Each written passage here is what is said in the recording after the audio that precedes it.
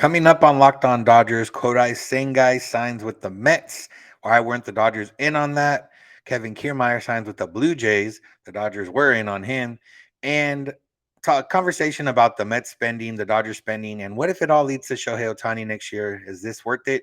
That's what's on tap, so make sure to keep it Locked On Dodgers. You are Locked On Dodgers, your daily Los Angeles Dodgers podcast. Part of the Locked On Podcast Network, your team every day.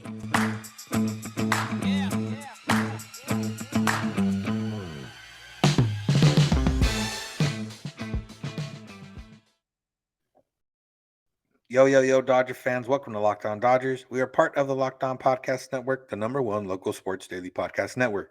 Locked On, your team every day. This is a daily podcast covering the Los Angeles Dodgers, bringing you the smart fans' perspective on our boys in blue. You can find us wherever you find podcasts and on YouTube simply by searching for Locked On Dodgers and subscribe on both of those platforms, and you'll never miss a day because you know we're not going to.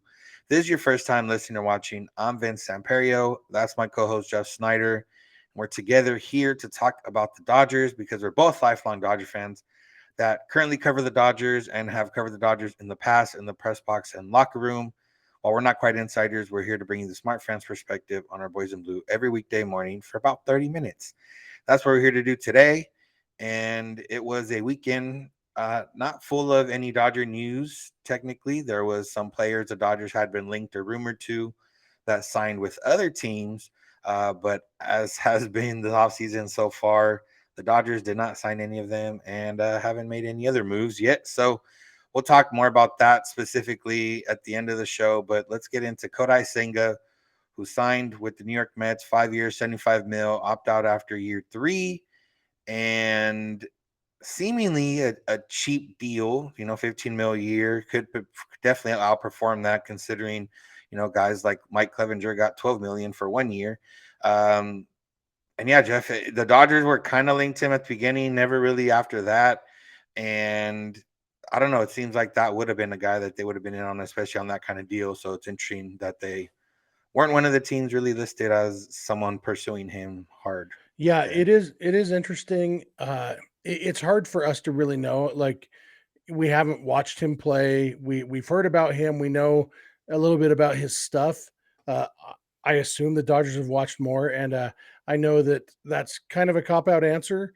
Somebody in our YouTube comments the other day uh, accused me of just agreeing with everything the front office does, and I don't think it's quite as simple as that. But I do think that the guys who get paid a lot of money and are really, really good at this, I am inclined to assume at least that even if I don't end up agreeing with the decision they made, I'm inclined to assume that they did their due diligence, that they looked into it, and for whatever reason, that there was a reason for the decision they made. And so maybe Senga, maybe they saw something they didn't like about him, or he just, didn't feel like he moved the needle for them. I mean, because the Dodgers have 9 potential starting pitchers right now, and you've got Julio and Kershaw and Gonsolin and May, who are kind of locks for the rotation as long as they're healthy, and then you got 5 different guys kind of battling for that 5th starter spot.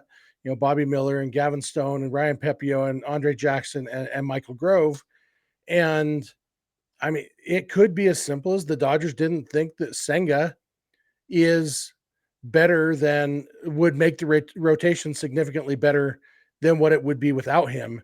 And the fact is, even with all that great stuff that we've heard about, the Dodgers top 4 all have potential to be. I mean, Tony Gonsolin was a Cy Young candidate before he got hurt at the end of last year.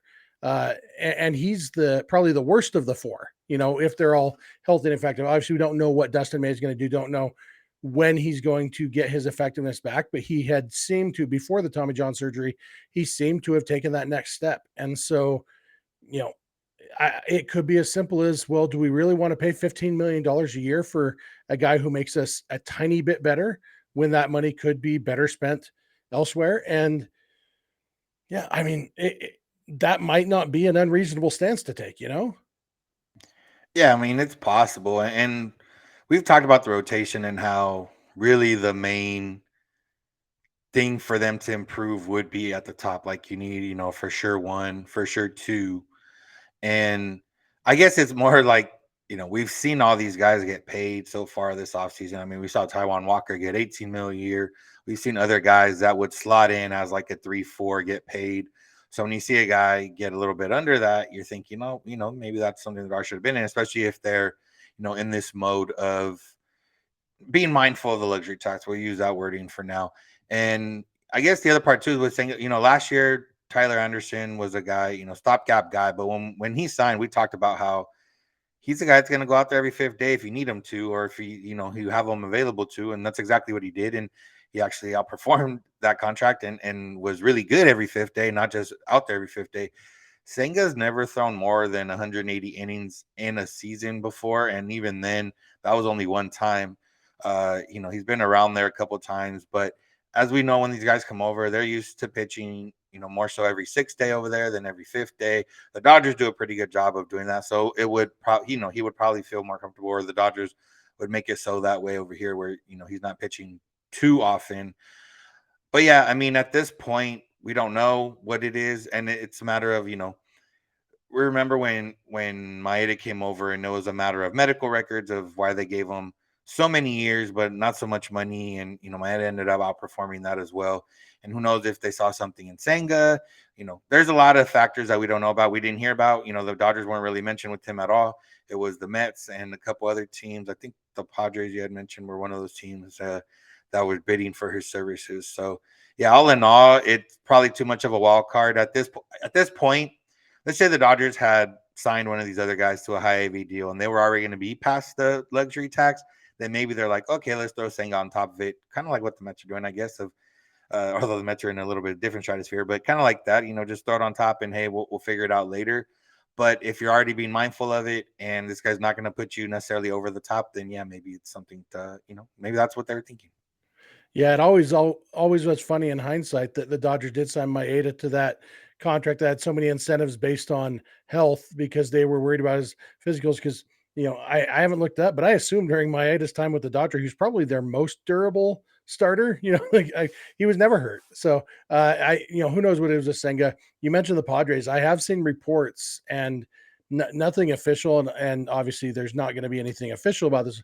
I've seen reports that the Padres outbid the Mets for Senga, and Senga chose the Mets over them. If that's true, that would be the third time this offseason that we've heard reports that a free agent turned down more money just to not play for the Padres. Aaron Judge reportedly had a $400 million offer from the Padres, ended up taking 360 from the Yankees, and Trey Turner reportedly had $342 million offer from the Padres, and he took $300 million to go to the Phillies. And obviously, Judge going back to the team that the only organization he's ever played for makes sense. Doesn't have to be a slight on the Padres.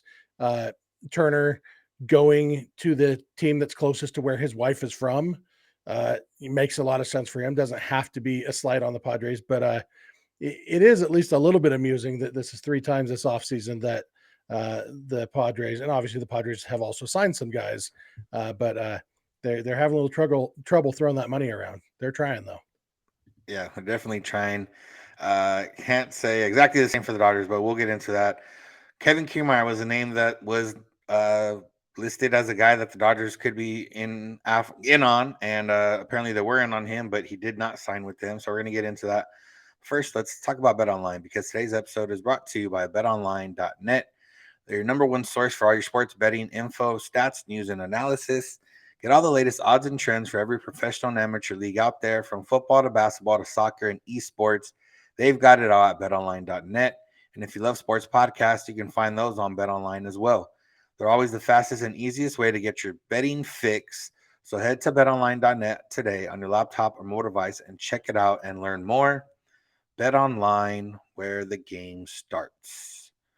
All right, Jeff. So the Dodgers were linked to Kevin Kiermaier as a potential center field candidate, and he did sign this weekend, but he did not sign with the Dodgers. He signed with the Blue Jays. It was reported by one of the Dodgers beat reporters that they were in on him till the end, and then he ended up, deciding to stay on the East Coast. Juan Tribio said, Dodgers made a really strong push for Kevin Kiermaier, who was their top target in center. It came down to those two teams, but Kiermaier, who lives in Tampa, elected to stay in the AL East. Not sure if that was, him reporting that Kiermaier picked them because he wanted to stay in the AL or on the East Coast, or if that was just, speculation based on what exactly happened. But either way, yeah, I mean, I don't think we're sad that the Dodgers missed out on Kevin Kiermaier. It was just one of those where this is the first time we've really seen them in on a guy, and if he was considered their top target and they didn't get him, it just adds to the interesting nature of this offseason so far. Yeah, it does. Although, have we seen terms on this contract he signed with the Blue Jays? Not yet. Yeah, and so I have to assume that he's not getting a huge contract, and so there are degrees of in on somebody. And you know, if the Blue Jays paid Kiermaier $10 million and the Dodgers were only willing to pay him $6 million or something, how in on him were they? It's like, yeah, I mean, they were looking at him, they were interested in him for sure. But He Kevin said really Kiermaier, strong push, whatever that means. well, yeah, but even that's relative. It's I guarantee they didn't offer him $360 million that Aaron Judge got. It's it's Kevin Kiermaier. Even at his best, he wasn't a very good hitter. He's had flashes. Was a good base runner and used to be an elite defensive center fielder. He's still a good defensive center fielder. I understand why the Dodgers would be interested in him, but when you look at this offseason's free agent market and kind of the atmosphere, and like you were talking about in the last segment, the paydays that guys are getting, uh, it's I kind of always felt like it was a long shot, even if the Dodgers did want Kiermaier, because somebody was bound to pay him more than they were willing to. The Dodgers are really good at sticking to their guns on how much they want to pay guys, and Kevin Kiermaier would be a really weird one for them to break that streak with, because he's Kevin Kiermaier. And so, yeah, for me, their interest in Kiermaier was always, well, I mean, if his market's low and he wants to come over here for $4 million, sure, we'll take him. But it's hard to see them giving him too much money. Yeah, it is interesting. I haven't seen the terms yet to kind of compare and see what it is. I doubt he's getting too much, but regardless of it, it just, if you just flip it on its head and look at the entire offseason as a whole, and you had a list in your mind of guys that the Dodgers would either be in on or be linked to, connected to, whatever, and you go down that list and it's like, okay, another team, another team, another team, another team, another team, and you're like, okay, like, at some point you're like, okay, we're gonna end up with Kevin Kiermaier and some Chris Archer, like some random starter that they'll sign for 1 year cheap deal. And then you look at it, you're like, okay, well, we're not gonna get Kevin Kiermaier now, and it it just adds to it, like depending what kind of fan you are, depending you know how much you're invested, how deep you are into it, it looks funny on the outside part, but realistically, James Outman, Trace Thompson, Chris Taylor, any combination of those guys is going to be a better hitter than Kiermaier was, not maybe a better defender. But those guys are already on the roster. So if you already have guys on the roster that are better offensively, then it doesn't really make sense to, throw any kind of money around to improve that much, to improve defensively, considering you might not improve your team that much defensively to make up for the lack of offense. Yeah, and I've seen James Outman referred to as the best athlete in the Dodgers organization. I don't know if that's a consensus opinion, but he's apparently very, very good defensively, and obviously we saw some promise. I'm probably not as high on Outman as some people are. I do think that we definitely need to take at least one grain of salt and maybe a handful of salt with what we saw from Outman last year. I think he's going to be a solid player, and whether that means starting center fielder for the Dodgers solid, or fourth outfielder who gets a lot of starts at multiple outfield positions solid, I don't really know, but it wouldn't surprise me even a little bit if the Dodgers center fielders outperform Kevin Kiermaier in 2023. And so again, it comes back kind of like we were talking about with Senga in the last segment.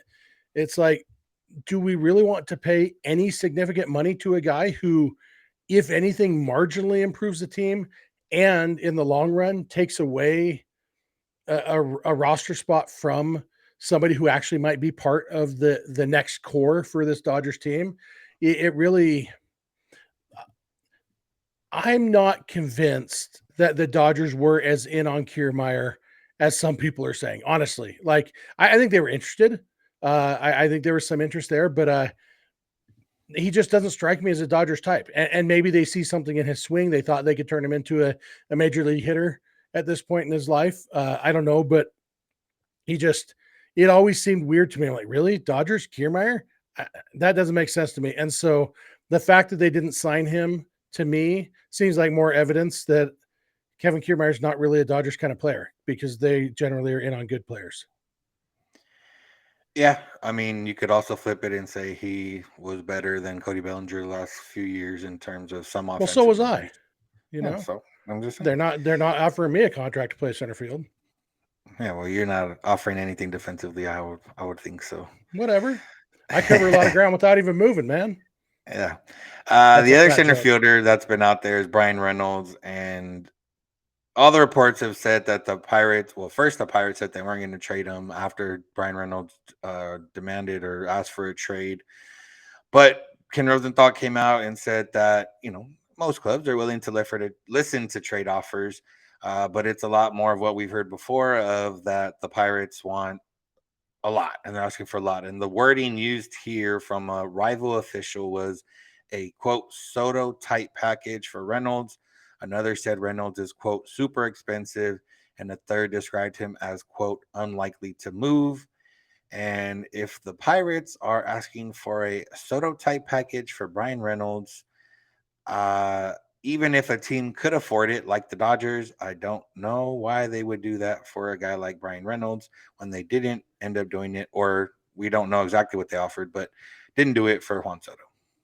Yeah, Bryan Reynolds is a good baseball player. I honestly believe that. I think the Dodgers. I think he would improve the Dodgers, and if there's a reasonable trade to be made, I'm in favor of it. But yeah, other than let's see, Reynolds has uh, about 4 months more of team control than Soto did at the time that he was traded, and he has a track record of being a better defensive outfielder than Soto is. Soto is a much, much, much, much, much, much, much better hitter than Bryan Reynolds. Bryan Reynolds is a solid hitter. Juan Soto is one of the best hitters in baseball, and that's what you're trading for when you trade for Juan Soto. The defense, sure, Juan Soto's defense, despite him being a Gold Glove finalist, he is very, very bad at defense. Bryan Reynolds in 2022 was bad at defense. He was good, or at least solid in previous years, but he was very bad in 2022. And we don't know, it kind of reminds me very superficially of Bryce Harper the last year with the Nationals when his defensive numbers were just terrible. And then he went to the Phillies and he turned that around and he was okay. Maybe that would happen with Bryan Reynolds too. Defensive analytics on a 1 year sample, sometimes they're unreliable, but there's no way the Pirates are getting anywhere close to what the Nationals got for Juan Soto for Bryan Reynolds. And I assume they know that. And maybe this is their way of saying we're not going to trade him, or maybe it's just a starting point. Okay, we'll start at Juan Soto package and we'll end up, trading him for a reasonable package. It seems like, and I don't know how much this is. I'd be interested in your thoughts on Vince. The there's a perception that there's a Dodgers tax, that teams will want much bigger packages from the Dodgers than they end up getting from another team in a trade. I don't know if that's just our personal bias because we're more familiar with our prospects. We obviously care more about the Dodgers. I don't know. Do you think that's a realistic thing? If you go based on what gets reported, which, a lot of it, we don't know exactly if it's true or speculation or anything else. If you go based on what's reported, it does seem that way sometimes. Like I said, I do think we are biased because we know the guys more. And I think we're probably a little biased because, a lot of the times Dodger players end up panning out, or, if they're not all stars, they're at least pretty good MLB players. It does feel sometimes like And I mean, we've even seen it with like the beat writers. We talked about that one time. Fabian Ardaya made a fake trade for Otani in an article where a bunch of beat writers make fake trades for Otani. And the Yankees guy offered like three prospects and thought that was good. And Ardaya ended up offering like six guys.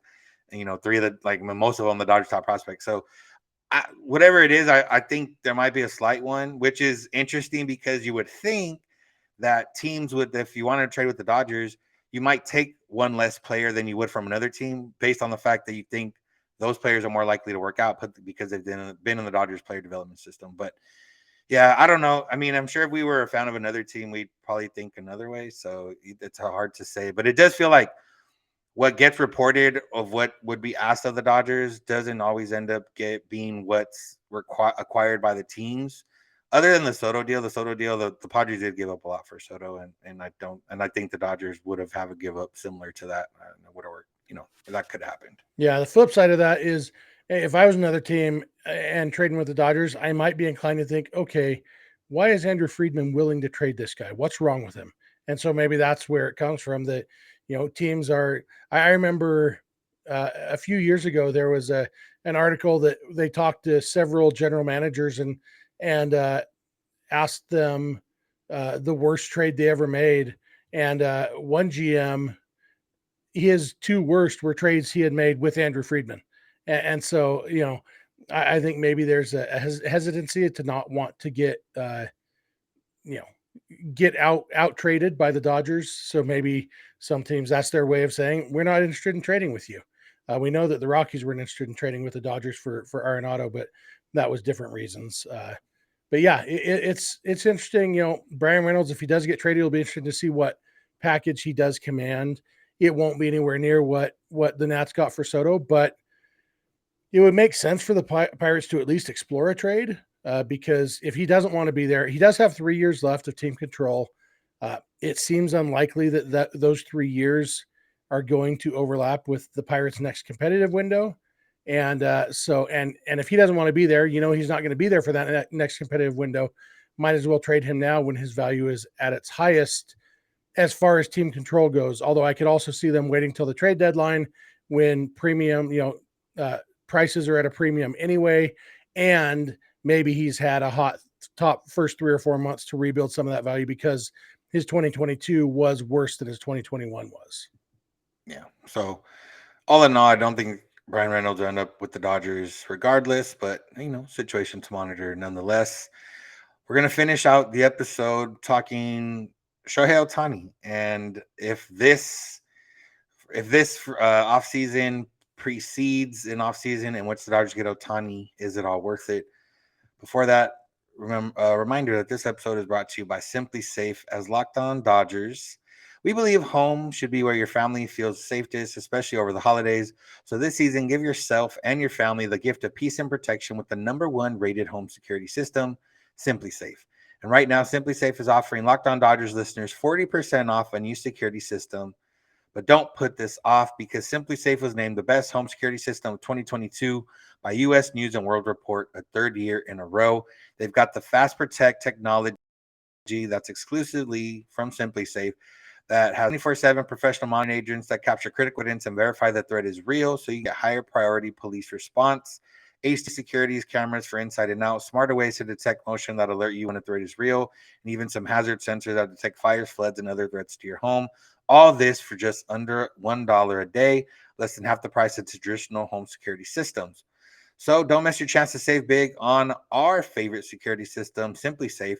Get 40% off any new system at simplisafe.com/lockedonmlb today. That's simplisafe.com/lockedonmlb. There's no safe like SimpliSafe. After you're done securing your home, check out Locked On Dodgers for your first listen of the day, and then check out Locked On Sports Today for your second listen of the day. For the games that matter the most to the biggest stories in sports, go beyond the scoreboard and behind the scenes with local experts and insights only Locked On can provide. Locked On Sports Today. All right, Jeff. So last part of this is in one of Rosenthal's What I'm Hearing articles, I believe he mentioned that the Dodgers were looking for a mid-price starter, and then a center fielder or outfielder. Not sure how he worded it, but he did mention Kevin Kiermaier by name. So this was before Kiermaier got signed, and mentioned, kind of nothing else really after that. And then went on to say that it appears, if the Dodgers stay this way this offseason, and their big prize or the big notion or the big thought is Shohei Ohtani is a free agent in after this season coming up, and that would be where they kind of put all their eggs in a basket for a big name player next year, possibly after they reset the luxury tax this year as well, so they can not have to lose as much when they sign Ohtani. And it just begs the question of, lay it on its face how it is. If this is the Dodgers offseason, maybe they pick up a starter or an outfielder or a reliever or two, but nobody making above, let's just say 15 million a year, 20 million a year. All that happens, but it's Otani's next offseason. Would this offseason be worth it? Obviously, huge caveat. It depends on what happens this season in the regular season, but you know, let's just say playoffs are guaranteed this season, and beyond that, who knows? Yeah, the one of the benefits beyond the saving of the money is you do get to try out some of these prospects and see who's going to be part of that next big wave for the Dodgers. So even without Otani, I think there's a pretty decent case to make that this offseason is fine, even if they don't do anything big, because it's not always that. I mean, the Dodger fans of all teams should know it's not always about the free agents you sign or even the big trades you make that determines how well you do in the postseason. The Dodgers could make trades at the trade deadline to improve their team. I'm not ready to. Well, A, I'm not ready to concede that they're done this offseason. B, I'm not ready to concede that would be a bad thing. And then, yeah, if it does lead to Ohtani, I think that just is another notch in favor of it. If Ohtani is healthy, I love Shohei Ohtani, one of my favorite players to watch play. I would love to have him on the Dodgers. I'm still so nervous about his future simply because I'm not convinced that the human body is supposed to be able to do what his does. Kind of like Jacob deGrom pitching. I think the reason deGrom is hurt so much is because his body's saying, no, you can't do this. And Ohtani, he's already had some health issues in his career. He's going to be going into his age 29 season when he is hitting free agency. And, if the Dodgers were to, give him, make him a 10-year, $500 million offer, like, I'm hardly comfortable with anybody on a 10-year deal. And Ohtani, I feel like, would be pretty low on the list of guys I'm comfortable with, because if he is a one-way player, he's a very good hitter. He's a very good pitcher. Ohtani's value is in that he is a very good hitter and pitcher. And if he was to get hurt or, for whatever reason, have to choose one or the other, he's not a $50 million a year player as one or the other. He's still very, very good, but not. You know what I'm saying? Like, I'd be so nervous In your about mind, Ohtani's in that aspect, is anyone a $50 million a year player, like pitching? Probably not. I mean, Juan Okay. Soto might be as close as it gets, but yeah, and so, but because I think Ohtani's injury risk is even higher than some guys, I don't know. I'd be even more nervous about it with him. I'd still love to see him on the Dodgers, but I definitely don't think that they're putting all their eggs in the Ohtani basket, and that's why they're doing what they're doing this offseason, because I think the Dodgers know as well as anybody that, whether it's Garrett Cole or Anthony Rendon or Steven Strasburg or whoever, you can really, really want a guy and be willing to pay him a lot of money, but he gets to choose to. And if he doesn't want to play for you, there's nothing you can do. And yeah, I don't know. So maybe that's not answering the question because you asked if it would be worth it if it does lead to Ohtani. My answer on that is yes, but with all those 4 minutes of caveats that I just said. Yeah, and if the premise is nobody's worth 50 million, then yeah, it makes sense. If the premise is okay, he might end up being a one or the other type, then I do think if he focused 100% on one or the other, he would be, he's already last year was a top 10 pitcher. Last year, not necessarily a top 10 hitter, but was a top 10 hitter the year before. So it's one of those, okay, you're going to get a top 10 guy, and even if he has to reduce to one. Is that worth 50 million? Probably not, but, and the way the salaries are going, who knows? 50 million might be, not that much as bad in like 5 years or whatever the case is. But, that makes sense. So, yeah, and with Otani, it's one of those two that's like, he already had Tommy John and he finished that season and, it didn't really affect, like, that's the big thing with pitchers, Tommy John. If he gets Tommy John, he has to rehab, but he can still be a hitter. So at the very least, if you were willing to pay Verlander 43 mil, obviously less years, and you're willing to pay, Tony, let's just say 50 mil is the low bar there, or whatever, or the, what we're going off of, then yeah, it's probably a lot. But, you know, I would consider this the off season if it stands how it is and they don't get anybody like big name. I would consider it a failure based on the off season, but not saying the team is going to be a failure. Because the team's bar is already playoff team. But I would say like the off season a failure.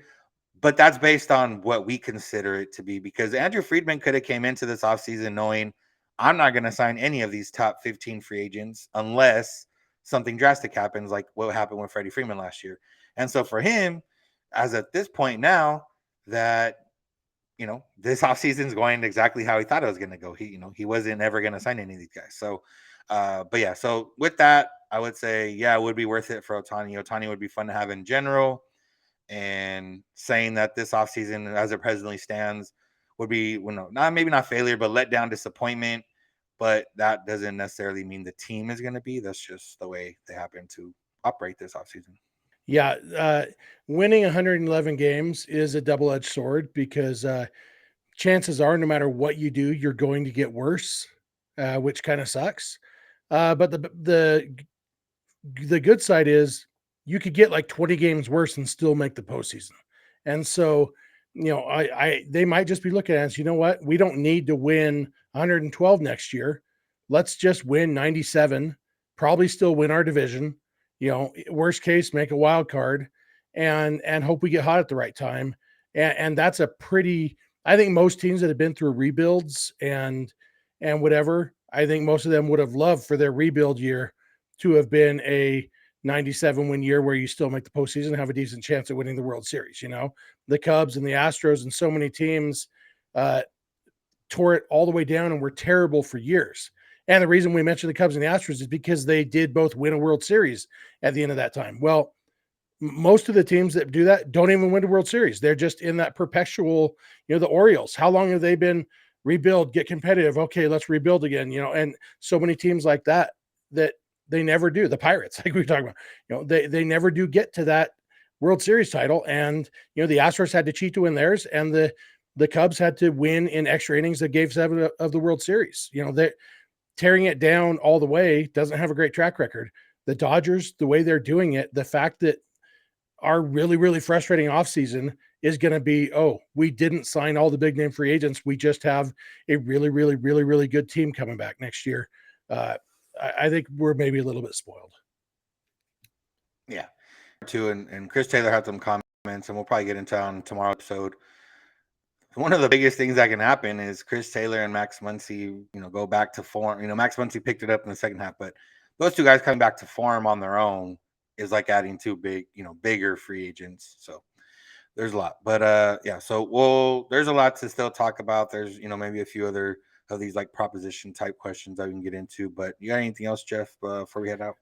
Just one last thing, on Friday's episode, I read a question from a listener that came in the email, and I realized as I was reading it that I had no idea how to pronounce the guy's name. He emailed, and his name is Rich Edged, and so he's from Pittsburgh. He's the one who asked about Bryan Reynolds the other day. So I just wanted to say Rich Edged's name correctly on this podcast one time. So thanks, Rich. There we go. Thank y'all for listening. Thank you for making Locked On Dodgers your first listen of the day.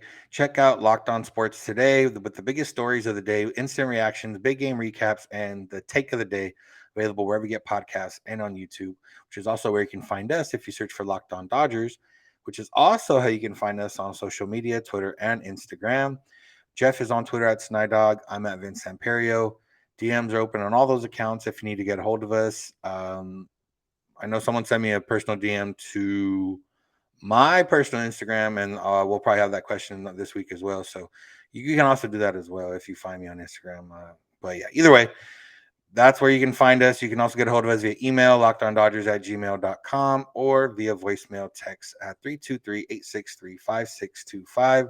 We're here every weekday morning, and we hope you'll be with us. When you get in your car or if you're at home, tear your spine device play podcast, Locked On Dodgers. And remember, you don't have to agree, you just have to listen. Have a good one. We'll talk to you tomorrow.